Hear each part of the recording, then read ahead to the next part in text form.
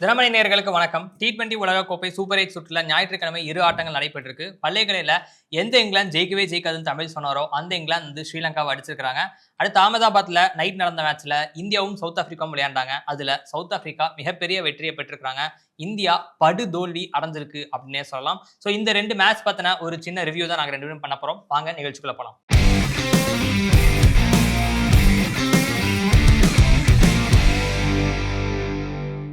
தமிழ் வணக்கம். வணக்கம்.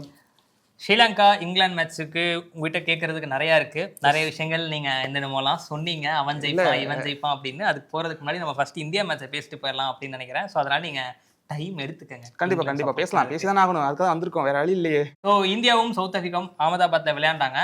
So India வந்து ஜெயிச்சிரும், ஹோம் கண்டிஷன்ஸ் ஃபேவர் அது இதுன்னு பல எதிர்பார்ப்புகள் இருந்தது. 90,000 ரசிகர்கள், 80,000 ரசிகர்கள் அத்தனை பேர் வராங்க, கிரவுண்ட் ஃபில் ஆயிரும், எல்லாருக்கும் ஒரு விருந்து இருக்கு, அது இதுன்னு பேசினா போயிட்டு ஒரு மாதிரி ரொம்ப எந்த அளவுக்கு ஒரு கேம்ல மொமெண்டமே இல்லாம சைலண்டா விளையாட முடியுமோ அப்படி ஒரு ஆட்டத்தை விளையாடி படுதோல்வி அடைஞ்சிருக்காங்க. ஆல் அவுட் ஆயிருக்காங்க. எதிர்பார்த்தீங்களா? இதை நான் எதிர்பார்க்கவே இல்லை. இதை சொல்லும் போது எனக்கு என்னன்னா டக்குன்னு நேற்று மேட்ச் பார்த்துட்டு இருக்கும்போது என்ன மைண்டில் தோணுச்சுன்னா, நீங்கள் சொல்லியிருந்தீங்க வந்து ஃபர்ஸ்ட் நான் சொன்னேன் இவனா அப்படின்னு சொல்லிட்டு சவுத் ஆப்பிரிக்கா வருவாங்க அப்படின்னு சொல்லியிருந்தேன் வந்து இல்லை உனக்காக தாண்டா வரேன் அப்படிங்கிறது தான் இங்கே ப்ரூவன் ஆயிருக்கு வந்து. அந்த மாதிரி தான் ஒரு பெர்ஃபார்மன்ஸ் வந்து ஆல்ரவுண்ட் விக்கெட் விழுகிறப்ப கண்டிப்பா அந்த எக்ஸைட்மெண்ட் பார்க்குறப்போ வெறியா இருந்திருக்காங்கன்னு நினைக்கிறேன். கண்டிப்பா வந்து அவங்க வந்து ஒரு வெல் பிளான்டு இதை எக்ஸிக்யூட் பண்ணியே ஆகணும் அப்படிங்கிற மாதிரி ஒரு தெளிவாக தான் வந்திருக்காங்க. நம்ம எப்பவும் பேசுன மாதிரி வந்து அந்த மார்க்கெட் வச்சு ஓப்பன் பண்ணதுலேருந்து தெரிஞ்சு அவன் திட்டம் போட்டு தாங்க வந்திருக்கான். அவன் நம்ம காலி எல்லா இடத்துலையுமே ரொம்ப அற்புதமா அவங்க கேமை பிளான் பண்ணி டாக்டிக்கலாக மூவ் பண்ணி ஜெயிச்சிருக்காங்க அப்படின்னே சொல்லலாம். ஸோ நான் முந்தின மேட்ச் நம்ம இதுக்கு ரிவ்யூ பண்றப்போ நான் என்ன சொல்லியிருந்தேன் அப்படின்னா, இந்திய அணியுடைய பிளேயிங் 11ல ஒரு மாற்றம் செய்யப்படும், அக்ஷர் பட்டேல் நம்பர் 8க்கு வருவார் அப்படின்னு நான் கணிச்சிருந்தேன். எல்லாருமே அதை எதிர்பார்த்தாங்க. ஆனால் surprisingly no Harsh on Axar Patel அப்படின்னு சொல்லிட்டு வாஷிங்டன் சுந்தர் எடுத்துட்டாரு சூரியகுமார் யாதவ்.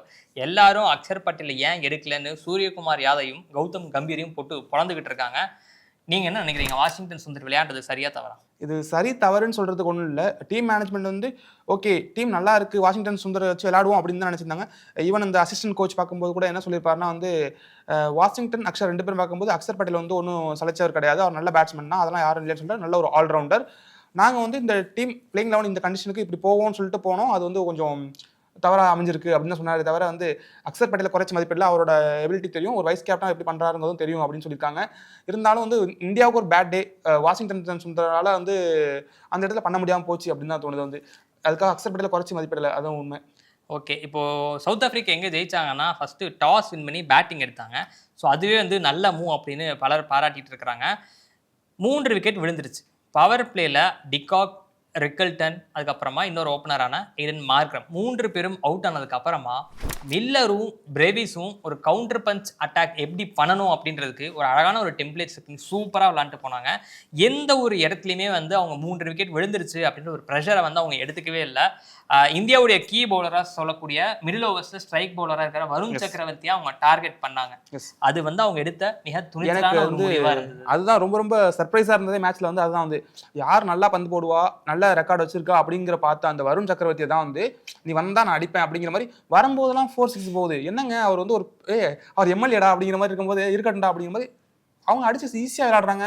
47 ரன் ஸ்கோர் பண்ணிட்டு அவர் ஒருவேளை அந்த மில்லர் விக்கெட் எடுக்கலன்னு வச்சுக்கோங்களேன், அவர் வந்து என்னன்னா இன்னும் எக்ஸ்பென்சிவா இருந்திருப்பாருன்னா போயிருக்க வாய்ப்பு அந்த மாதிரி தான். இந்த இடத்துல தான் வந்து இந்தியாவுக்கு கேமை மிஸ் பண்ணிட்டாங்களோ அப்படின்னு எனக்கு தோணுச்சு. இயல்பா என்ன பண்ணுவாங்கன்னா, பும்ராவை ஒரு ஓவர் பவர் பிளேல போட்டுட்டு மீதி 3 ஓவர்ஸை பின்னாடி வச்சுப்பாங்க. ஒரு ஓவர் மிடில், அந்த மும்பை இந்தியன்ஸ் டெம்ப்ளேட் சொன்னோம் இல்லையா, ஒரு ஓவர் மிடில், மீதி 2 ஓவர்ஸ் டெத் ஓவரில் வச்சிருப்பாங்க. ஸோ அந்த டாக்டிக்கல் நேற்று மிஸ் பண்ணிட்டாங்களோ அப்படின்னு தோணுது. இன்னும் சிலர் என்ன சொல்றாங்கன்னா, வேகப்பந்து வீச்சுக்கு ஒத்துழைச்சனா அது நல்லது அப்படின்றாங்க. ஆனால் பிரச்சனை என்னன்னா அந்த இடத்துல தான் வந்துச்சு. உங்களுக்கு அக்ஷர் பட்டேல் மிடில் ஓவர்ஸில் ரன் ஃப்ளோவை கட்டுப்படுத்துவார். நான் முன்னாடியே உங்ககிட்ட பேசியிருந்த ஒரு முறை, அக்ஷர் பட்டேல் வந்து நிறைய விக்கெட்டுகள் எடுத்தாலுமே கூட ரன் ஃப்ளோவை கட்டுப்படுத்தி ஒரு மாதிரி ஆப்போசிட் டீமுக்கு ப்ரெஷர் போடார் அப்படின்னு உங்ககிட்ட சொல்லியிருந்தேன் நான். ஸோ அந்த வேலையை பண்ணுறதுக்கு மிடில் ஓவர்ஸில் ஆள் இல்லாமல் போயிடுச்சு. ஸோ இப்போ ஒருவேளை வாஷிங்டன் சுந்தர் ஏன் கொண்டு வந்தாங்க அப்படின்னா, அங்கே டிகாக் இருக்கிறாரு, ரிக்கல்டன் இருக்கிறாங்க, டேவிட் மில்லர் இருக்கிறப்போ லெஃப்ட் ஹேண்டர்ஸ் இருக்காங்க, ஸோ ஒரு ஆஃபி தேவைப்படும் அப்படின்னு யோசித்தது சரி. ஆனால் அந்த லெஃப்ட் ஹேண்டர்ஸ் எல்லாமே எங்கே இருக்காங்கன்னா டாப் ஆர்டரில் இருக்காங்க. வாஷி நிறைய நல்லா போட்டிருக்கிறது பவர் பிளேல நம்ம பார்த்துருக்கோம். ஸோ பவர் பிளேல அவர் யூஸ் பண்ணவே இல்லை. ஸோ ஒருவேளை அப்போ யூஸ் பண்ணியிருந்தாங்க அப்படின்னா ஒரு ஓவர் பும்ராக்கு பின்னாடி கிடைச்சிருக்கும். இன்னொன்று ஹர்ஷ்தீப் சிங்கையும் முன்னாடியே 3 ஓவர் பயன்படுத்திட்டாங்க. ஸோ பும்ராவும் ஹர்ஷ்தீப் சிங்கும் கிட்டத்தட்ட 5 ஓவர் போட்டாங்கன்னு நினைக்கிறேன் பவர் பிளேக்குள்ளேயே. ஸோ அதனால என்ன ஆச்சுன்னா மிடில் ஒரு ஸ்ட்ரைக் பவுலர் கொண்டு வரதுக்கு இந்திய அணிக்கு ஒரு வாய்ப்பு இல்லாமல் போச்சு. வருண் சக்கரவர்த்தி மிஸ் ஆவார்னு அவங்க எதிர்பார்க்கல. ஸோ ஒருவேளை வருண் சக்கரவர்த்தி மிஸ் ஆனா பிளான் பி என்ன அப்படின்றதுக்கான விஷயத்துல அவங்க மாட்டிக்கிட்டாங்கன்னு நினைக்கிறேன். ஸோ பிரேவிஸும் இருக்கிறனால வாஷியை திருப்பி கொண்டு வந்தால் நிறைய ரன் போயிருமோ அப்படின்ற ஒரு பயத்தினால வாஷியை கொண்டு வர முடியல. ஹார்திக் பாண்டியா ரொம்ப சூப்பராகவே போட்டார்னே சொல்லலாம். அவர் கடைசி ஒரு பால் நோபால் ஆயிரும். இல்லைன்னா அவர் வந்து முதல் 2 ஓவரில் ஒரு 8 ரன் தான் கொடுத்துருப்பாரு. ஸோ ஹார்திக் பாண்டியாவையும் முன்னாடி வந்து ட்ரை பண்ணியிருக்கலாம். ஸோ அப்படி ட்ரை பண்ணியிருந்தாங்கன்னா மிடில் ஓவர்ஸில் வருண் சக்கரவர்த்தியை போட்டு பொழக்கிறப்போ மில்லரையும் பிரேவிஸையும் கட்டுப்படுத்துறதுக்கு ஒரு ப்ரெஷர் இருக்கிறதுக்கு பும்ரா இருந்திருப்பாரு. ஸோ அந்த விஷயத்தில் அவங்க டாக்டிக்கல் மிஸ் பண்ணிட்டாங்களோ அப்படின்னு எனக்கு பர்சனலாக ஃபீல் ஆச்சு. ஸோ அது மிஸ் ஆனதுனால என்ன ஆச்சுன்னா திரும்பியும் பும்ரா எங்கே வராருன்னா 16வது ஓவரில் வராது, 16 17 ஓவர்லேயே தான் வராரு. ஸோ லிட்ரலி 6லேருந்து 16 வரைக்கும் ஒரு ஸ்ட்ரைக் பவுலரே இந்திய அணி இல்லாமல் போனது தென்னாப்பிரிக்காவுக்கு மிகப்பெரிய ஒரு கேட்டை ஓப்பன் பண்ணி கொடுத்துருச்சு. ஒரே ஒரு ஆள் வருண் சக்கரவர்த்தி தான் இருந்தார். ஸோ அவரை போட்டு முடிச்சுட்டா அதுக்கப்புறம் பிரச்சனையே இல்லைன்னு. டூபே விக்கெட் எடுத்தாலும் அது வந்து நிறைய ரன்ஸ்லாம் போய் டேமேஜ் வந்து என்னென்ன டேமேஜ் பண்ணமோ அந்த டேமேஜ் ஆனனால ஸோ இந்த விஷயத்தில் அவங்க பவுலிங் டாக்டிக்ஸ் மிஸ் பண்ணிட்டாங்களோ அப்படின்னு தோணுச்சு. அக்ஷர் பட்டேல் இருந்திருக்கணும். அதே மாரி நீங்கள் வாஷி எடுக்கிறீங்க அப்படின்னா ரிசர்வுக்கு ஒரு ஸ்ட்ரைக் பவுலர் ஒரு ப்ரெஷர் பவுலரை நீங்கள் மிடில் ஓவர்ஸ்க்கு வச்சிருக்கணும். அது ரெண்டும் இல்லாதனால 6லேருந்து 16 வரைக்கும் ஜாலியாக ரன் அடிச்சு மேட்சை இந்தியா கிட்ட அப்படி பறிச்சிட்டாங்க சவுத் ஆஃப்ரிக்கா அப்படின்னு சொல்லலாம். இது பவுலிங்கில் இதே தான் கேப்டன் சூரியகுமார் யாதவும் வந்து சொல்லியிருப்பாரு. வந்து 6 ஓவர் வரைக்கும் மேட்ச் எங்கே கையில் இருந்துச்சு, 7 to 15 வரைக்கும் வந்து மேட்ச் திரும்பி வந்து சவுத் ஆஃப்ரிக்கா எடுத்துகிட்டு போயிட்டாங்க. ஏன்னா நம்ம முன்னாடி வீடியோவில் பேசியிருந்தோம், பிரேவிஸ் வந்து நம்ம ஆரம்பிக்கிறாரு ஆனால் அந்த அளவுக்கு பெரிய அளவில் விளையாடல அப்படின்னு நீங்கள் சொல்லியிருந்தீங்க வந்து. ஆனால் இல்லைங்க நான் நிரூபிக்க வராரு அப்படிங்கிற மாதிரி சொல்லியிருந்தேன். இந்த மேட்ச்சில் வந்து அவர் வந்து அது ப்ரூவ் பண்ணிட்டாரு. ட்ரிஸ்டன் ஸ்டப்ஸ் பார்த்தீங்கன்னா சூப்பர் ஓவரில் நல்லா விளாண்டாருங்கிறது மென்ஷன் பண்ணியிருந்தோம். அவரும் வந்து பழந்தாரு. சவுத் ஆஃப்ரிக்கால காரணம் என்ன, கடைசி ஒரு ஹார்திக் பாண்டியா போடுறாரு. இப்போ நீங்க அந்த ரிசர்வ் வச்சிருந்தீங்க அப்படின்னா கிளாஸ் 4 ஓவர்ஸ் ஹர்ஷ்தீப் சிங்கையும் நீங்க பும்ரா வச்சு போட்டிருக்கலாம். ஹார்திக் பாண்டியா லாஸ்ட் ஓவர் போடுறாங்க அப்படின்றப்போ அது ஆடட் அட்வான்டேஜ் தான். அதுவும் அகமதாபாத் நீங்க சொல்றது புரியுது. ஆனா வந்து என்னன்னா எனக்கு பொறுத்த வரைக்கும் இந்தியாவோட பவுலிங் ஆப்ஷன் பொறுத்த வரைக்கும் ஃபர்ஸ்ட் அவங்கள ஹர்ஷ்தீப் சிங் மேலயோ இல்ல பும்ரா மேலயோ எந்த ஒரு கம்ப்ளைண்ட் வைக்க முடியாது. இல்ல ஹர்ஷ்தீப் சிங் நானும் கம்ப்ளைண்ட் வைக்கல. அவங்க எங்க யூஸ் பண்ணணும் அது புரியுது. அதுதான் அந்த டீம் மேனேஜ்மெண்ட் தான் சாரி மாத்தி சொல்லிட்டேன். டீம் மேனேஜ்மெண்ட் கம்ப்ளைண்ட் வைக்க முடியாது. அவங்க நல்லா பந்து போட்டுருவாங்க. ஓகே பவர் பிளேல ரன்ஸ் லீக் பண்ணாம இருக்கணுங்கிறதுக்காக போட்டாங்க. அவங்க வேலையை அவங்க கரெக்டாக பண்ணிட்டாங்க. ஆனால் அன்எக்ஸ்பெக்டாக வருண் சக்கரவர்த்தி இப்படி எக்ஸ்பென்சிவாக போவார்னு அவங்க நினச்சிருக்க மாட்டாங்க. இது வந்து ஒரு பெரிய வேக்கப் கால். சூப்பர் 8ல் ஃபர்ஸ்ட் மேட்ச் அதுவே இவ்வளோ பெரிய டிஃபீட் ஆகிருக்காங்க. ரன் ரேட் வந்து ரொம்ப ரொம்ப பாதிச்சிருக்கு. இப்போ 3.8 இப்போ இது இவங்களோட வெற்றியை மட்டும் அடிப்படையாக கொண்டதில்லை. வந்து இதுக்கப்புறம் வந்து சவுத் ஆஃப்ரிக்கா பெரிய வெற்றி பதிவு பண்ணும். இன்னும் 2 மேட்ச்ல நம்ம 2 மேட்சும் நல்லா ஜெயிக்கணும் வந்து இப்படிங்கிற ஒரு சூழலுக்குள்ள வந்து இந்தியா வந்து மாட்டிக்கிட்டாங்க அப்படின்னு தான் சொல்லணும். அதான் அந்த விஷயத்துக்குள்ள போறதுக்கு முன்னாடி நம்ம இந்தியாவோட பேட்டிங்கும் டச் பண்ணிட்டு போயிடலாம். ஸோ இந்தியாவோட பேட்டிங்ல நான் முன்னாடியே சொன்னேன், இதுவும் நான் மென்ஷன் பண்ணியிருந்தேன் முந்தின ப்ரிவியூவில், அவங்க கண்டிப்பாக மார்க்ரம் வச்சு தான் வருவாங்க அப்படின்னு எல்லாருமே அதை சொல்லியிருந்தாங்க. ஸோ அப்படி வரும்போது முதல் 3 பேர் வந்து இடது கை பேட்டர்களாக இருக்கும் பொழுது சூரியகுமார் யாதவ் முன்னாடி வந்திருக்கலாமோ அப்படின்னு ஒரு சின்ன சேஞ்ச் பண்ணணும் அப்படின்னு எதிர்பார்த்தேன். பட் அதையுமே அவங்க பண்ணலை. ஸோ அந்த விஷயங்கள் பண்ணாதனால ப்ரெஷரில் 3 பேர் வந்து அடுத்தடுத்து விக்கெட் விழுந்ததுக்கு அப்புறமா ஒரு பெரிய ஒரு சிக்கலில் இந்திய அணி வந்து மாட்டிக்கிச்சு. அப்புறம் திரும்பவும் வந்து வாஷிங்டன் சுந்தர் அவங்க கொண்டு வந்த ஒரு தாட் எனக்கு என்னால் புரிஞ்சுக்க முடிந்தது. ஏன்னா Tilak Varma anchor sheet role play பண்ணுவார். அவர் இல்லை அப்படின்னா அக்ஷர் பட்டேலை கொண்டு வரணும் அப்படின்னு சொல்லியிருந்தேன். அக்ஷர் பட்டேல் இடத்துல தான் வாஷிங்டன் சுந்தரை வச்சிருக்காங்க அப்படின்றப்போ சரி அவரை வச்சு கொஞ்சம் விக்கெட் அரெஸ்ட் பண்ணுவோம் பவர் பிளேக்குள்ள அப்படின்னால ஒருவேளை ஒரு 7th ஓவர் 8th ஓவர்னா கூட ஸ்பின்னர்ஸ் வருவாங்க, துபை இறக்கலாம்னு முடிவு பண்ணியிருக்கலாம். ஸோ வாஷி அப்படி கொண்டு வந்தது என்னன்னா அதுவும் அவங்களுக்கு பின்னடைவாக போயிருச்சு. ஏன்னா வாஷியும் அக்ஷர் பட்டேலும் இந்த இடத்துல ஒன்றா இல்லை அப்படின்ற மாதிரி நமக்கு தெரிஞ்சுக்குது. வாஷிங்டன் சுந்தர் வந்து இதான் ஃபர்ஸ்ட் டைம் வேர்ல்ட் கப் விளையாடுறாரு. ஆனால் அக்ஷர் பட்டேல் வந்து ப்ரூவன் கமாடிட்டி. அதுவும் எங்கன்னா ஃபைனல்ஸ்ல இதே சவுத் ஆஃப்ரிக்கா கூட எந்த மாதிரி ஒரு இன்னிங்ஸ் விளையாண்டாரு அப்படின்றது எல்லாருமே ஞாபகம் இருக்கும்னு நினைக்கிறேன். 31 பால் 47 ரன் கேமோட மொமெண்ட்டுமே அவர் தான் வந்து ஷிஃப்ட் பண்ணி போனார். ஸோ அந்த எக்ஸ்பீரியன்ஸ் வந்து வாஷிங்டன் சுந்தருக்கு இல்லாதது ஒரு பிரச்சனையா அந்த இடத்துல அமைஞ்சது அப்படின்னே சொல்லலாம். ஸோ அந்த விஷயங்கள் அவங்க திருப்பி பேட்டிங் ஆர்டர்ல மாட்டிக்கிட்டாங்க அப்படின்னு எனக்கு தோணுச்சு. அபிஷேக் சர்மா எனக்கு அவர் நிறைய ஷாட் ஆடுறாரு, அவர் அக்கௌண்ட் ஓப்பன் பண்ணலாம் அப்படின்னு சொன்னப்போ கூட அவர் 15 ரன் அடிச்சாரு. அதில் 14 ரன் வந்து 6-4 மூலமாக தான் அடிச்சிருக்காரு. ஆனால் நிறைய ஷாட்ஸ் வந்து அவங்க பேட் இப்படி போகுதுன்னா பால் இங்கே இருக்குது, பேட்டுக்கும் பாலுக்குமான கேப் வந்து இவ்வளோ இருக்குது. ஸோ அது வந்து என்ன ஆகுதுன்னா பாலை பார்க்காமலே அவர் கொஞ்சம் சுற்றுறாரு அப்படின்றது நமக்கு லிட்டரலாக புரிஞ்சுக்க முடியுது.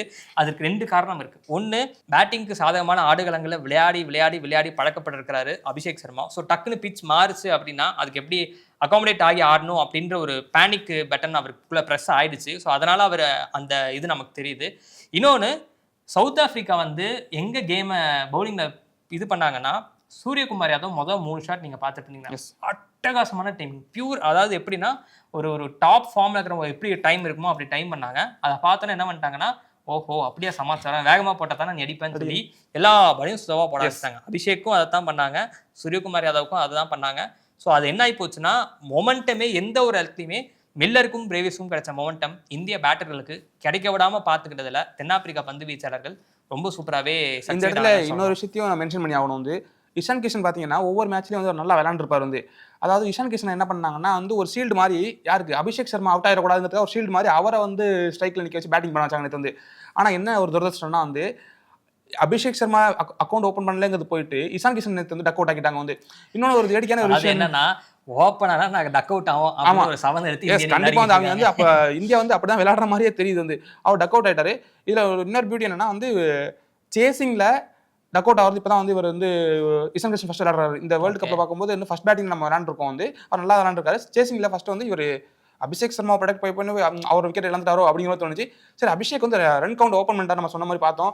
ஆனால் அவர்கிட்ட வந்து ஒரு நேச்சுரலாக அவர் எப்படி அதில் விளையாடுறோ அந்த இதை வந்து ஒரு இன்னிங்ஸ் விளையாண்டுருந்தாருன்னா சூப்பராக இருந்திருக்கும் அப்படிதான் எதிர்பார்த்தோம். ஆனால் அப்படி நடக்கலைங்கிறதுல வந்து இந்தியாவுக்கு வந்து சோகமாக அமைஞ்சிருச்சு வந்து. ஸோ அதான் இப்போ பேட்டிங்லையும் இது பண்ணிட்டாங்க. தென்னாப்பிரிக்கா நிச்சயமாக நம்ம அவங்களுடைய பிளானிங்கை அண்ட் எக்ஸிக்யூஷனை நம்ம பாராட்டியே ஆகணும். அதுதான் வந்து அவங்களுக்கு அவ்வளோ பெரிய ஒரு விக்டரியை கொடுத்துருக்கு அப்படின்னே சொல்லலாம். ஸோ இந்திய அணி அடுத்த ஆட்டத்துக்கு வர்றதுக்கு முன்னாடி நிறைய ஒர்க் செய்ய வேண்டியது இருக்குது. கிரவுண்டுக்கு வெளியவே வந்து பிளானிங் என்ன, எந்த இடத்துல யாரை இறக்கணும், எந்த இதுக்கு யாரை பயன்படுத்தணும் அப்படின்ற ஒரு கிளாரிட்டி வந்து அவங்க வரணும். பிளான் பி அதெல்லாம் வச்சுட்டு வரணும். எனக்கு தெரிஞ்ச அடுத்த ஆட்டத்தில் நிச்சயமா அக்ஷர் பட்டேல கொண்டு வந்துருவாங்கன்னு நினைக்கிறேன். அந்த அளவுக்கு ஒரு பெரிய ப்ரெஷர் இருக்கு. இல்ல வெளில எல்லாம் கேட்க ஆரம்பிச்சிட்டாங்க. ரொம்ப வந்து அந்த ப்ரெஷர் அதிகமாகிடுச்சு வந்து. அக்ஷர் பட்டேல் ஏன் சவுத் ஆப்பிரிக்கா மேட்ச்ல இறக்கல அப்படிங்கிற அளவுக்கு வந்து இப்போ டாக் போயிட்டு இருக்கு. துணை கேப்டன் அவர் வந்து நல்ல இது வச்சிருக்காரு. லெஃப்ட் ஹேண்டர் உங்களுக்கு அட்வான்டேஜ் தான், அவர் ஏன் இறக்கல அப்படிங்கிற கேள்வி வந்துருச்சு. இந்த இடத்துல இந்தியா பத்தி பேசும்போது நம்ம என்னன்னா சவுத் ஆப்பிரிக்கன் கேப்டன் பத்தி பவுலிங்காக சொன்னோம். அவரை நீங்க பார்த்தீங்கன்னா தெரிஞ்சுக்கோங்க, ஒரு ஓவர் தான் போட்டிருப்பாரு. அடுத்த ஓவர் அவர் வந்து திரும்பி வந்து மாட்டாரு. என்னடா அது ஒரு ஓவர் தான் போட்டோம் திரும்பி வரலையே அப்படின்னு யோசிக்கும் போது பவுலிங்கை ரொட்டேட் பண்ண விதத்தை பார்த்தீங்கன்னா ரொம்ப சூப்பராக பண்ணியிருப்பாரு. லுங்கி இங்கிடி இது வரைக்கும் பார்த்தீங்கன்னா இந்தியன் ஒரு 2009 சம்திங் தான் வந்து ஒரு ஃபாஸ்ட் பவுலர் வந்து வித்தவுட் பவுண்டரி எந்த ஒரு பவுண்டரியுமே கொடுக்காம வந்து ஓவர்ஸ் ஃபுல்லாக கொட்டாவை கம்ப்ளீட் பண்ணியிருப்பாங்க வந்து. இப்போ லுங்கி இங்கிடி பார்த்தீங்கன்னா ஒரு 4 ஓவர் போட்டிருக்காரு, ஒரு 4 கூட கொடுக்கல வந்து. எல்லா பவுலர்ஸும் சூப்பராக பண்ணிட்டாங்க வந்து. ஒரே ஒருத்தர் மட்டும் தான் கொஞ்சம் எக்ஸ்பென்சிவாக இருந்தாருன்னு நினைக்கிறேன் வந்து, ரபாடா மட்டும். அதுவும் ரொம்ப எக்ஸ்பென்சிவ் சொல்ல முடியாது. ஒரு T20 ஃபார்மேட் ஆஃப் கேமில் வந்து 4 ஓவரில் வந்து 34 ரன் கொடுக்கறதுலாம் வந்து ரொம்ப எக்ஸ்பென்சிவ் அப்படின்னு சொல்லிட முடியாது வந்து. அவர் ஒருத்தர் மட்டும் தாங்க வந்து கொஞ்சம் அதிகமாக ரன் லீக் பண்ணது. மற்றபடி கேசவ் மகாராஜா ஒரே ஓவரில் 3 விக்கெட் எடுக்கிறாரு. என்னங்க சொல்லி வச்சாலும் ட்ரிஸ்டன் ஸ்டப்ஸ் கையிலேயே போய் கேட்ச் கொடுத்துட்டு இருக்கீங்க வந்து. ஏன்னா கேட்சிங் ப்ராக்டிஸாக கொடுத்துட்டு இருக்கீங்க அப்படிங்கிற மாதிரி ரொம்ப சொதப்பிட்டாங்க இந்த மேட்ச் வந்து. ஸோ சவுத் ஆஃப்ரிக்கா வந்து இந்தியாவை அடிக்கணும் அப்படின்றதுல செம ஒர்க் பண்ணிட்டு போனாங்க. இன்னொரு அட்வான்டேஜ்னா அவங்க இதுக்கு முன்னாடி நம்ம முன்னாடியே பேசின மாதிரி குரூப் ஸ்டேஜஸில் 3 மேட்ச் வந்து அகமதாபாத்தில் ஆடினால அவங்களுக்கு கண்டிஷன்ஸ் வந்து ரொம்ப ஃபெமிலியாக இருந்திருக்கு. இந்திய அணிக்கு இது சொந்த மண்ணாக இருந்தாலுமே கூட ஏதோ அந்நியமான மண் மாதிரி அவங்களுக்கு போயிடுச்சு இந்த பிச்சு. ஸோ அதை எப்படி டீல் பண்ணணும் அப்படின்றது தெரியல. பைலேட்டரல் சீரீஸில் இருந்த பிச்சுகள் எதுவுமே உலகக்கோப்பையில் இல்லை அப்படின்றதுல இந்திய அணி வீரர்கள் தடுமாறுறாங்க அப்படின்றது தெரியுது. ஒன்று, இது வரைக்கும் குரூப் ஸ்டேஜில் இந்திய அணி வெற்றி பெற்ற ஆட்டங்கள் எல்லாத்துலேயுமே வந்து யாராவது ஒரு பேட்டர் வந்து கை கொடுத்துருப்பாரு. அதனால தான் வந்து இந்திய அணி ஜெயிச்சிருக்கு. அமெரிக்காவுக்கு எதிராக எல்லாருமே தடுமாறினாங்க, சூர்யா கை கொடுத்து இந்தியா ஜெயிச்சது. பாகிஸ்தானுக்கு எதிராக எல்லாரும் தடுமாறினப்போ இஷான் கிஷன் கை கொடுத்தாரு, ஜெயிச்சது. நெதர்லாந்துக்கு எதிராக எல்லாரும் தடுமாறினப்போ நம்மளுடைய சிவம் துபே அவர் வந்து கை கொடுத்தாரு. அதனால வந்து ஒரு கேமே மொமெண்டம் ஆச்சு. ஸோ இப்படி ஒவ்வொரு மேட்ச்ல ஒவ்வொருத்தர் கான்ட்ரிபியூட் பண்ணுறதுனால யாருமே கான்ட்ரிபியூட் பண்ணலைன்னா என்ன ஆகும் அப்படின்ற ஒரு பெரிய அலாம் பட்டன் இந்தியா கிடச்சிருக்கு. குரூப் ஸ்டேஜஸில் எல்லா மேட்ச்மே ஃபர்ஸ்ட் பேட்டிங் ஆடினாங்க. நெதர்லாந்து கூட டாஸ் வின் பண்ணி அவங்க பவுலிங் சூஸ் பண்ணாமல் பேட்டிங் எடுத்தாங்க அப்படின்னு நினைக்கிறேன். ஸோ அங்கேயே சேசிங் ஒரு ப்ராக்டிஸ் பண்ணியிருந்திருக்கலாம். ஏன்னா ரிசல்ட் ஆல்மோஸ்ட் தெரிஞ்சிச்சு. குரூப் ஸ்டேஜ் ஒரு ரிசல்ட் தெரிஞ்சிச்சுனால அங்கே ஒரு ட்ரைனிங் எடுத்துருக்கலாம். ஸோ எந்த ஒரு பேட்டரும் கான்ட்ரிபியூட் பண்ணலை அப்படின்னா இந்திய அணியின் பேட்டிங் நிலைமை என்னவாக இருக்கும்? ஆடுகளம் கொஞ்சம் வேகப்பந்து வீச்சுக்கோ இல்லை சுழற்பந்து வீச்சுக்கோ சற்று ஒத்துழைப்பு கொடுத்தா இந்திய பேட்டர்களோட நிலைமை என்ன அப்படின்னு ஒரு கேள்வி இருக்குது. அதுக்கப்புறமா 2வதா பேட்டிங் செஞ்சா இந்திய அணி தடுமாறுது அப்படின்னு அதுவும் ஒரு பிரச்சனையா இருக்கு. ஸோ இந்த 3 முக்கிய கேள்விகளுக்கும் இந்திய அணி வந்து அடுத்த ஆட்டத்துக்கு முன்னாடி ஜிம்பாப்வே ஆட்டத்துக்கு முன்னாடி பதில் கண்டுபிடிச்சாகணும். அது சென்னையில் நடக்குது. ஸோ சரியான வீரர்கள் யாரை சரியான நேரத்தை பயன்படுத்தணும் அப்படின்ற ஒரு கிளாரிட்டி இந்திய அணி வந்து நிச்சயமாக அடுத்த ஆட்டத்துக்குள்ள எடுப்பாங்க அப்படின்னே நம்பலாம். அதுக்கப்புறமா தமிழ் முன்னாடியே குறிப்பிட்ட மாதிரி இப்போ சூப்பர் 8 சுற்றுலேருந்து அரையிறுதி சுற்றுக்கு போகிறது இந்திய அணிக்கு பெரிய ஒரு கேள்வியாகவே இருக்குது அப்படின்னு நினைக்கலாம். ஸோ இல்லை தமிழ், இதுக்கப்புறம் சவுத் ஆப்பிரிக்கா பெரிய அளவில் ஜெயிக்கணும் அந்த 2 மேட்ச். அவங்க ஜெயிக்கிறது மட்டும் ஆப்பிரிக்கா பெரிய அளவில் ஜெயிக்கணுமா? எஸ் சாரி, சவுத் ஆப்பிரிக்கா வந்து ஜெயிச்சா போதும் வந்து இந்தியா வந்து பெரிய லெவலில் அவங்களோட மேட்சஸ் வந்து வின் பண்ணணும். அப்போ தான் அந்த நெட் ரன் ரேட்டுங்கிறது வந்து நல்லா மாறும். ஏன்னா இப்போ தோத்தது பார்த்தீங்கன்னா 76 அந்த வித்தியாசத்துல வந்து தோத்துருக்காங்க, ரன்ஸ் வித்தியாசத்துல வந்து. இது வேர்ல்டு கப்ல இந்தியா வந்து தோக்குற பிக்கஸ்ட் மார்ஜின் அப்படின்னு 50 சொல்றாங்க. ரன்னுக்கு மேல இந்திய அணி தோத்ததே கிடையாது. கிடையாது இதுக்கு முன்னாடி. அப்பதான் வருது, என்னப்பா இவங்க வந்து ரொம்ப ஸ்ட்ராங்கான டீமு, நான் கூட சொல்லியிருக்கேன் இந்தியா தாங்க ஸ்ட்ராங்கான டீமு, டெப்த் அந்த அளவுக்கு வச்சிருக்காங்க, இப்படி வச்சிருக்கான் அப்படி வச்சிருக்கான்னு சொன்னா வந்து, பட் அந்த ஒரு டைம் என்ன ஷேக் பண்ணிட்டாங்க, என்ன இப்படி ஒரு பேட்டிங் கொலாப்ஸ் ஏற்பட்டுச்சுன்னா என்ன எப்படி இருக்கும் டீம் அப்படிங்கிற மாதிரி காட்டிட்டாங்க வந்து. T20 உலக கோப்பையில முதல்ல 300 ரன் அடிக்க போற அணி யார் அப்படின்னு கேட்டுட்டு இருக்கப்ப எல்லாருமே இந்தியா அப்படின்னு சொன்னாங்க. அந்த அணி நேற்று 100 ரன் எடுக்கிறதுக்கே பெரிய சிரமப்பட்டாங்க. துபாய்லன்னா மாட்டிருந்திருப்போம் அப்படின்னு நினைக்கிறேன் நான். ஆனா இந்த இடத்துல இந்தியன் டீம் மேனேஜ்மெண்ட் என்னன்னா, ஒரு விஷயத்த சொல்றாங்க, ஆனா அதை வந்து அவங்க வந்து ஒரு சமாதானமா எடுத்துக்கலாமே தவிர அது வந்து ஒரு காரணமா சொல்லிட்டே இருக்க முடியாது வந்து. எல்லா ஒரு கிரேட் டீமுக்கும் ஒரு பேட் டே அமையும் அப்படின்னு சொல்லுவாங்க வந்து. அது மாதிரி ஒரு பேட் டே அப்படின்னா நல்ல வேளை இப்பயாவது அமைஞ்சிச்சு அப்படிங்கிறதா வந்து எனக்கு வந்து ஒரு பாசிட்டிவா நான் பார்க்குறேன் வந்து. நெக்ஸ்ட் கேம் போறதுக்கு முன்னாடி இந்த ஒரு கேம் அமைஞ்சிச்சு வந்து. நம்ம பேசணும் சவுத் ஆஃப்ரிக்கா வந்து ரொம்ப ஸ்ட்ராங்கா இருக்காங்கன்னு சொல்லிட்டு அவங்க வந்து இவங்களுக்கு வந்து வேக்கப் கால் கொடுத்துட்டாங்க. இதுக்கப்புறம் பிளைண்டா எங்கள்கிட்ட பேட்டிங் இருக்கு, நாங்க ரொம்ப வந்து அடிப்போம், நாங்க தான் டாமினன்ட்டான ஒரு அப்படிங்கிறது போயிட்டு அந்த பிம்பம் உடஞ்சிருச்சு வந்து. அவங்க 2023 வேர்ல்டு கப் ஈவெண்ட்ஸ்ல பாத்தீங்கன்னா 2023 அந்த ஃபைனல் வந்து அதுல இருந்து எந்த ஒரு ஐசிசி ஈவென்ட் வந்து மேட்ச்லயுமே இந்தியா தோக்கல. தோக்கல, நல்லா விளையாண்டுட்டு ஒரு வின்னிங் ஸ்ட்ரீக் இருக்கும்போது இப்போ விழுந்து டமால்னு ஒரு பெரிய அடி விழுந்திருக்கும் பட்சத்துல என்னன்னா வந்து இது வந்து சீரியஸா எடுத்துக்கிட்டு அவங்க வந்து திங்க் பண்ணணும், நம்ம நல்லா ஜெயிச்சிட்டு இருக்கோம் அப்படிங்கிற ஒரு பெரிய விஷயத்துல இருந்துடாம தப்பா ஒரு வேளை ஃபெயிலியர் ஆனிச்சு, பேட்டிங் ஃபெயிலியர் ஆகுது, இப்படி மாதிரி சூழல் உருவாகுதுன்னா அதுக்கு என்ன பண்ணணும், அதை ரெக்டிஃபை பண்ணுறது எப்படி இப்படி இறக்கணும், பிளேயர்ஸ் எப்படி மாற்றணும். இப்போ வாஷிங்டன் சுந்தர் நீங்கள் சொல்லும்போது சொன்னீங்க அவங்க அரெஸ்ட் பண்ணுறதுக்காக அந்த ரன்ஸை வந்து ஒரு ஆங்கர்ஷிப் ரோல் பண்ணுறதா அனுப்பிவிட்டாங்க வந்து. நம்மள்ட்ட பேட்டிங் டெப்த் இருக்குது, ஸ்கோர் சேஸ் பண்ணுற டார்கெட் கொஞ்சம் பெருசாக இருக்கும் பட்சத்தில் அவரும் பவர் ஹிட்டிங் அடிக்கணும், இல்லை பேட்டிங் டெப்த் உள்ளுக்குள்ள இருக்கும் பட்சத்தில் பவர் ஹிட்டிங்லேயே போயிருக்கலாம் வந்து. அப்போ அது மாதிரி நான் அதுவும் சொல்லியிருந்தேன் நான், ரிங்கு சிங் பதிலையாவது வாஷிங்டன் சுந்தரை கொண்டு வாங்க, அக்ஷர் பட்டேல் பதிலாக கொண்டு வரணும் அப்படின்னு முன்னாடியே பேசணும் வந்து. ஸோ தெரியல, ஒட்டுமொத்தமாக இதுக்கு டீம் மேனேஜ்மெண்ட் சேர்ந்து ஒரு முடிவு நல்லபடியாக எடுப்பாங்க அப்படின்றது இந்த இடத்துல தான் வந்து இந்த அசிஸ்டன்ட் கோச் சொன்னது வந்து எனக்கு நல்லா ஞாபகம் வருது. இன்னும் இந்தியா வந்து ஒரு பர்ஃபெக்ட் கேமை ப்ளே பண்ணல அப்படிங்கிறத சொல்லியிருந்தாரு. ப்ரிவியூலேயே நம்ம பேசியிருந்தோம் வந்து, ஆமாங்க உண்மையிலே பர்ஃபெக்ட் கேமை வந்து ப்ளே பண்ணலைங்க தான் எங்களுக்கும் இப்போ தோணுது. இந்த மேட்ச் பார்த்ததுக்கப்புறம் வந்து இதுக்கப்புறமாவது பர்ஃபெக்ட் கேம் ப்ளே பண்ணிட்டீங்க, இதுக்கப்புறமாவது வந்து இந்த இஷ்யூஸ்லாம் வந்து ரெக்டிஃபை பண்ணிட்டு நல்ல ஒரு இதோ மாரல் பூஸ்டப்போட என்னன்னா வந்து ஜிம்பாப்வே எதிர்கொள்ளணும். ஏன்னா அவங்க சாதாரணமாக வரல, இப்போ வந்து அவங்களும் டஃப் கொடுக்க காத்திருக்காங்க. இதை நம்ம சொல்லி தான் ஆகணும் சுவாமி. ஸோ பார்க்கலாம் இனி வரும் ஆட்டங்களில் இந்திய அணி எப்படி இந்த உலகக்கோப்பையை கையாள போகிறாங்க அப்படின்றது நமக்கு அடுத்தடுத்த நாள்களில் தெரிஞ்சிடும். எல்லாருக்குமே வந்து இந்திய அணி அரையிறுதிக்கு செல்ல வேண்டும் அப்படின்றதான் விருப்பம். ஆனால் அதற்குரிய தகுதி இருக்கா இல்லையான்றது இந்திய அணி எடுக்கக்கூடிய முடிவுகளில் அடுத்தடுத்த ஆட்டங்களில் நமக்கு தெரிஞ்சிடும் அப்படின்னே பார்க்கலாம். ஸோ இப்போ அடுத்து பேசின மாதிரி இப்போ வாங்க தமிழ். சொன்னேன் இது இங்கிலாந்து 3 சிங்கம், அது ஸ்ரீலங்கா ஒத்த சிங்கம், கேட்டுக்கங்க புரிஞ்சுக்கங்க அப்படின்னு. என்னங்க ஃபர்ஸ்ட் ஹாஃப் பார்க்கும்போது கமான் சூப்பரா வேற லெவல் பண்றீங்க, என்ன மாதிரி பண்றாங்க இப்ப சிங்கக்கொடி அப்படிங்கிற மாதிரி மெசேஜரும் அனுப்புறாரு. என்ன களம் 8ல போட்டீங்களா, அந்த பொழந்துகிட்டு இருக்காங்க பாத்தீங்களா அப்படின்னு மெசேஜரும் அனுப்புறாரு ஃபர்ஸ்ட் ஹாஃப்ல. செகண்ட் ஹாஃப்ல தான் நாங்க வந்து பதுங்குள்ள போய் பதுங்கிட்டோம்ல, அதை சொல்ல மாட்டீங்களே வந்து. என்னங்க இப்படி ஒரு மோசமான மொமெண்ட்டுங்க அது, இருங்க பாய் மொமெண்ட்டுக்கு நீங்க வெயிட் பண்ணாம போயிட்டீங்க. அது மனசெல்லாம் புண்ணா கிடக்கு தம்பின்னு சொல்லுவாங்கல்ல, அந்த மாதிரி தான். வந்து எப்படி இப்படி ஒரு விளையாட முடியும், ஒரு ஹோம் கிரவுண்டு இவ்வளோ க்ரௌட் பார்த்துட்டு இருக்காங்க, ஜிம்பாப்வே கிட்ட வந்து டிஃபீட் ஆகிட்டு வந்துட்டு இருக்கீங்க, எந்த அளவுக்கு வந்து நீங்கள் நல்லா ப்ளே பண்ணி உங்களோட அந்த தன்னம்பிக்கையை வளர்த்துக்கணும் அப்படிங்கிற ஒரு இடத்துல இருந்துட்டு இப்படி ஒரு மோசமான பர்ஃபார்மன்ஸ் கொடுத்தா இதுக்கப்புறம் எப்படி கொண்டு போகிறது, அடுத்து எப்படி விளையாடுவீங்கிறதே வந்து ஒரு இதாக இருக்குது வந்து. நான் எதிர்பார்க்கல சாமி இப்படி அவுட் ஆகும் சொல்லி. ஒவ்வொரு ஷாட்டும் பார்த்தீங்கன்னா வந்து தேவையில்லாத ஷாட்ஸ்லாம் விளையாண்டு அவுட் ஆகிறாங்க. டார்கெட் ரொம்ப பெருசாக பரவாயில்ல வந்து. வடிவேல் சொல்கிற மாதிரி இது அவன் செஞ்ச அவனோட பவரில் ஏறியாடா, நான் செஞ்ச தவறில் ஏறிதுன்ற மாதிரி அந்த மாதிரி தான் போச்சு வந்து. அந்த மாதிரி தான் தோத்தாங்க. இப்போ இதில் என்னன்னா நீங்க வந்து இங்கிலாந்துக்காக வந்து ரொம்ப டாமினண்டா விளையாண்டு சொல்லக்கூடாது வந்து. பவுலிங் நல்லா போட்டாங்க. பவுலிங் வந்து என்னன்னா வந்து நல்லா போட்டாங்க, இந்த டேல நல்லா போட்டாங்க.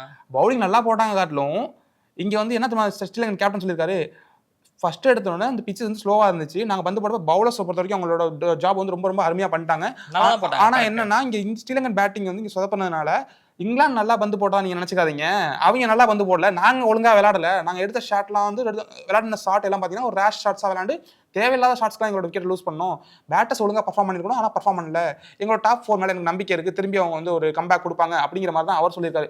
பவன் ரத்நாயக்கு எப்படிப்பட்ட பிளேயர் வந்து, அவர் வந்து டோர்னமெண்ட்டை நல்லா விளையாண்டுருக்காரு, விளையாட்டினா கூட பரவாயில்ல. ஒரு இன்ஃபார்ம் பேட்ஸ்மேனு ஃபர்ஸ்ட் பால் எதுக்கு அப்படி சுத்துற, ஃபர்ஸ்ட் பாலே விக்கெட் வந்து எதுக்கு இப்படி சுத்துற வந்து அப்படிங்கிற மாதிரி தான் வந்து விளையாண்டு ஆட்டத்தை வந்து முடிச்சுட்டு போறாரு வந்து. 147 வந்து அடிக்க முடியாத ஸ்கோரா சுவாமி. நான் வந்து போன இதில் கேட்டிருந்தேன் எங்க ஸ்ரீலங்காவில் என்ன பேட்டிங் லைன் அப் இருக்கு அப்படின்னு கேட்டேன். ஸ்ரீலங்காவோட பேட்டிங் லைன் அப் இருக்கு, நீங்க சொல்லுங்க பார்ப்போம். ஸ்ரீலங்காவோட பேட்டிங் லைன் என்ன என்ன சாமி குறை இருக்கு, ஸ்ரீலங்காவில் என்ன பேட்டிங் லைன் இல்லை சாமி அப்படின்னாரு. டடன் டடன் டடன் டடன் டடன்னு பார்த்தா 100 கூட அடிக்காம அவுட் ஆயிருக்காங்க. புரியல எனக்கு. இது வந்து ஒரு பேட்டிங் கொலாப்ஸ் தான் நான் சொல்லுவேன் வந்து. ஏன்னா வந்து நீங்க 4 லீக் மேட்ச் பார்த்தாலும் தெரியும் வந்து. நான் ஜிம்பாப்வே மேட்ச் கூட இன்க்ளூடிங் சேர்த்து தான் சொல்றேன். ஏன் சொல்றேன்னா ஜிம்பாப்வே மேட்ச்ல வந்து ஒரு சிக்கந்தர் ரஸாவோட ஒரு நல்ல ஒரு நாக் தான் வந்து. பேத்தும் நிசின்காவையும் குசால் மெண்டிஸை மட்டுமே நம்ப. ஆனா இவங்கள்ட்ட பேட்டிங் ஒரு கேப்பபிலிட்டி இல்லைன்னா பரவாயில்லையா சுவாமி, இவங்கள்ட்ட வச்சிருக்காங்க, நான் அடிப்பாங்க, ஒரு கான்ஃபிடன்ஸ் தான் இந்த மேட்ச் டீம் நல்லா விளையாடுவாங்க அப்படின்னு சொல்லிட்டு பார்த்த ஒவ்வொரு கேம்லயும் ஒருத்தவங்க விளையாடுறாங்களே நல்லா விளையாடுவாங்க அப்படின்னு ஒரு கான்ஃபிடன்ஸ்ல நான் சொன்னேன் வந்து.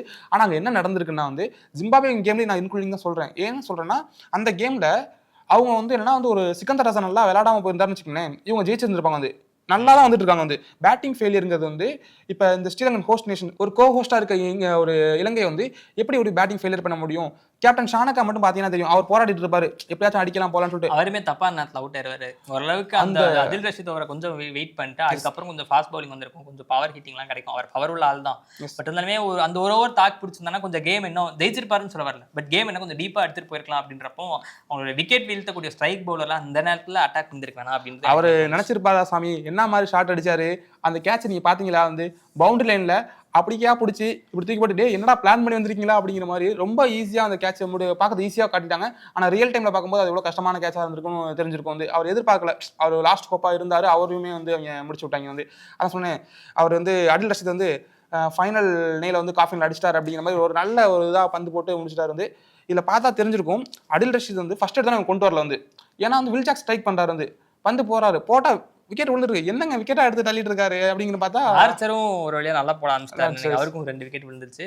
இங்கிலாந்து ஸ்ரீலங்கா மேட்ச் ப்ரிவியூலுமே சொல்லியிருந்தேன், ஜாஸ் பட்லர் அல்லது ஃபில் சால்ட் இவங்க யாராவது ஒருத்தர் அடியை போட போறாங்க அப்படின்னு சொல்லிட்டு இருந்தேன். பட்லர் ரொம்ப மோசமான ஃபார்ம்ல இருக்காருன்றது தெரிஞ்சது, ரொம்ப அன்கம்ஃபர்டபுளான ஒரு இன்னிங்ஸ். ஆனா சொன்ன மாதிரியே வந்து ஃபில் சால்ட் வந்து ஒரு அடியை போட்டாரு. என்ன தமிழ் நான் தான் சொன்னேன்ல சுவாமி, நீங்க அதை பாத்தீங்கன்னா மேட்ச்ல வந்து சால்ட் வந்து விளையாண்டாரு இல்லைன்னு சொல்லல, அவர் ஒரு நேச்சுரல் கேம் விளையாடல. அது ஈவன் அந்த ஹாரி ப்ரூக் கேப்டனே சொல்லியிருப்பாரு வந்து, இது வந்து நாங்கள் பார்க்குற வந்து ஃபில் சால்ட்டும் ஒரு ஜாஸ் பட்லரும் கிடையாது. ஏன்னா அவங்க 2 பேரும் எப்படி வந்து எக்ஸ்ப்ளோசிவாக விளையாடுவாங்கன்னு தெரியும். அந்த ஜாஸ் பட்லர் வந்து இன்னும் விளையாடுவார், அவருக்கு அவர் மேலே எனக்கு நம்பிக்கை இருக்குது, அவரோட எக்ஸ்பீரியன்ஸ் வந்து எங்களுக்கு வந்து ஹெல்ப் பண்ணும் அப்படின்னு சொல்லிட்டு அவர் சொல்லியிருக்காரு. இனி வர கேமில் அவர் 100 அடிச்சாலும் ஆச்சரியப்படுறதுக்கு இல்லை அப்படிங்கிற மாதிரி ஹாரி ப்ரூக் சொல்லியிருப்பாரு. இன்னொன்று சொல்லியிருப்பாரு, நான் எனக்கு வந்து பர்த்டே கிஃப்டாக வந்து சூப்பரான ஒரு வெற்றியை கொடுத்துட்டீங்க அப்படிங்கிற மாதிரி அவர் சொல்லியிருப்பாரு வந்து. ஸோ நம்ம இதில் இலங்கைக்கு ஆறுதல் அளிக்கக்கூடிய விஷயம் என்ன அப்படின்னா, மணிந்து ஹசரன்கா, நீங்கள் சொன்ன மாதிரி எஷான் மலிங்கா, அதுக்கப்புறமா பத்திரண்ணா, இவங்க 3 பேரும் இல்லாத நேரத்தில் பந்து வீச்சு எந்த அளவுக்கு வலுவா இருக்குமா இல்லையா அப்படின்னு ஒரு பெரிய சந்தேகம் கேள்வி இருந்தது. அவங்க யாரும் இல்லைனாலும் பரவாயில்ல நாங்கள் இருக்கோம் அப்படின்னு சொல்லிட்டு ஒரு பெரிய ஒரு எஃபோர்ட்டை போட்டு பந்து வீச்சாளர்கள் இலங்கையை 150 ரன்களுக்கும் குறைவாக கட்டுப்படுத்தினாங்க. ஆனால் பேட்டர்ஸ் சொதப்பின காரணத்தினால தோத்துட்டாங்க. ஸோ இப்போ பந்து வீச்சு ஓரளவுக்கு ஆதரவு அளிக்கக்கூடிய வகையில் இருக்குது. எல்லாருமே வந்து ஒரு மாதிரி நல்லா பந்து போட்டுருக்காங்க. துனித் வெள்ளாலகே நல்லா பந்து போட்டாரு. இலங்கையோட பேட்டர்ஸ் சொதப்பினதுனால தான் வந்து இங்கிலாந்துக்கு வந்து ஒரு பெரிய வெற்றி கிடைச்சிருக்கே தவிர, மற்றபடி நீங்க பேட்டிங்ல ரொம்ப கான்ட்ரிபியூஷன் பண்ணி பவுலர்ஸ் கூட ஏற்றுக்கலாம். ஆனால் பேட்டிங்ல வந்து இங்கிலாந்து வந்து வீக்காக தான் இருக்கு. ஏன்னா வந்து அவங்க மாறி மாறி ஃபெயிலியர் ஆகிறத பார்க்க முடியுது. என்னாலும் கடைசி சொல்ல மாட்டாரு, ஸ்ரீலங்கா தான் நல்ல டீம், இங்கிலாந்து மொக்க டீம் தான் சொல்லுவாரு. ஸோ அது அப்படியே இருக்கட்டும், அது அரையிறுதி சுற்று வரும்போது யார் என்னன்றது நமக்கு தெரிஞ்சிடும். ஸோ அதுக்கு முன்னாடி நம்ம இன்னொரு மேட்ச் பத்தின ஒரு சின்ன ஒரு ப்ரிவியூவும் பார்த்துட்டு போயிடலாம் அப்படின்னு நினைக்கிறேன். என்ன தமிழ் இங்கிக்கிழமை இரவு மேற்கிந்திய தீவுகளும் ஜிம்பாப்வேயும் விளையாடுறாங்கன்னு நினைக்கிறேன். ஸோ அதில் யாருக்கு அப்பரேஜ் இருக்கும் அப்படின்னு நினைக்கிறீங்க? ஷார்ட்டாக சொல்லுங்க. மேற்கிந்திய தீவுகள் வந்து நல்லா விளையாண்டுட்டு வராங்க வந்து, அவங்களுக்கு அட்வான்டேஜ் எப்படியும் அப்பர் ஹேண்டாக இருக்கும், அவங்கள்ட்ட பவர் ஹிட்டிங் எபிலிட்டி இருக்கு. ஐபிஎல் மேட்சஸ் நிறையா அது விளையாண்டு வரதுனால அவங்களுக்கு வந்து நிறையா வந்து அந்த எக்ஸ்பீரியன்ஸ் இருக்கும், நல்லா விளையாடுவாங்கன்னு தோணுது. ஜிம்பாப்வே வந்து நல்ல ஒரு கான்ஃபிடன்ஸோட அவங்க உள்ளுக்குள்ள வந்திருக்கிறதுனால அவர் சிக்கந்தர் ராசா சொல்லியிருப்பாரு வந்து, நிறைய பிளேயர்ஸ் வந்து எங்களோட இந்தியாவில் நிறைய பேர் விளையாண்டுருக்கோம், ஆனால் நிறைய பேர் நியூவாகவும் இங்கே வந்து விளையாட வராங்க அப்படிங்கிற பட்சத்தில் அவங்களுக்கு கொஞ்சம் வந்து தடுமாற்றம் இருக்க வாய்ப்பு இருக்கு. எப்படி பண்றாங்க பார்ப்போம். ஸோ பார்க்கலாம். ஜிம்பாப்வே வந்து நல்லா விளையாடிட்டு வந்தாலுமே கூட இந்த இடத்துல வந்து மேற்கிந்திய தீவுகளுக்கு ஒரு சின்ன ஒரு அப்பரேஜ் இருக்கிற மாதிரி தெரியுது. அவங்க என்ன பண்றாங்க அப்படின்னு பார்ப்போம்.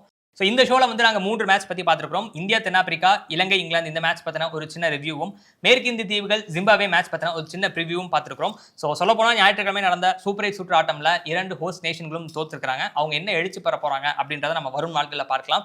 ஸோ இந்த ஷோவில் நாங்கள் பேசின கருத்துக்களில் உங்களுக்கு முரண்பட்ட கருத்து இருந்தால் கீழே என்னன்றதை கமெண்ட் பண்ணுங்கள். சூரியகுமார் யாதவுக்கும் கௌதம் கம்பீருக்கும் உங்களுடைய அறிவுரை என்ன அப்படின்றதையும் கீழே கமெண்ட் பண்ணுங்கள். அடுத்த ஷோவில் உங்களை மீண்டும் சந்திக்கிறோம். நன்றி, வணக்கம். What is that strength that brings women together and helps them move forward? Self-help groups.